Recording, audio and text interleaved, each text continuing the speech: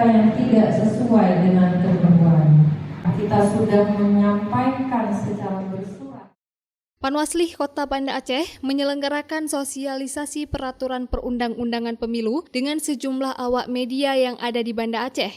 Kegiatan yang dilakukan di salah satu hotel di Banda Aceh itu bertujuan untuk membangun sinergi antara Panwaslih dengan pegiat media sekaligus mensosialisasikan aturan kepemiluan kepada masyarakat yang lebih luas.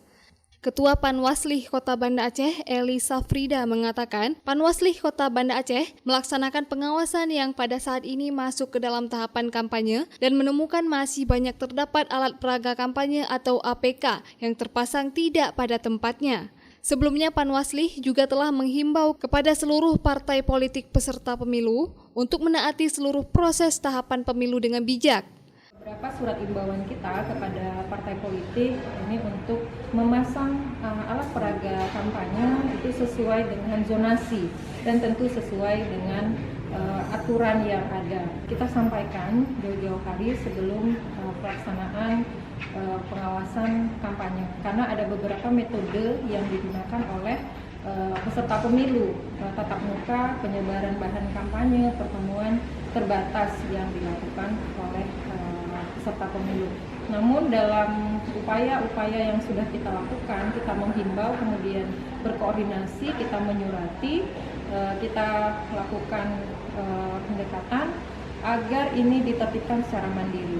Tapi belum diindahkan untuk sampai dengan saat ini, malah semakin banyak yang terpasang tidak sesuai aturan. Nah, ini kita akan melakukan penindakan terhadap upaya pencegahan yang sudah kita lakukan.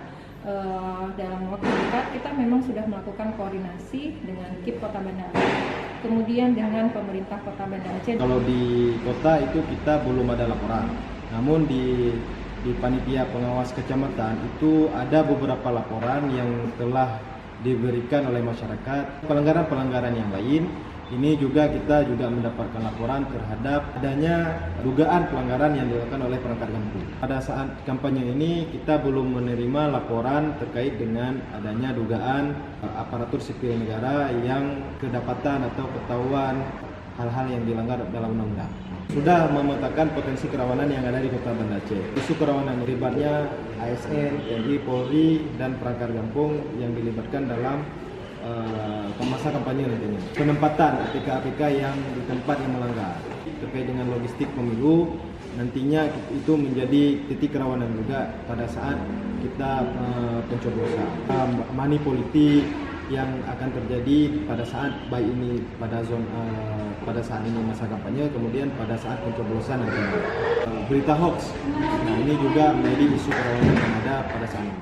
Panwaslih Kota Banda Aceh berharap sinergitas berbagai pihak terlebih media yang dapat menjadi perpanjangan informasi dari Panwaslih kepada peserta pemilu serta masyarakat secara luas untuk sama-sama mengawasi jalannya pelaksanaan pemilu.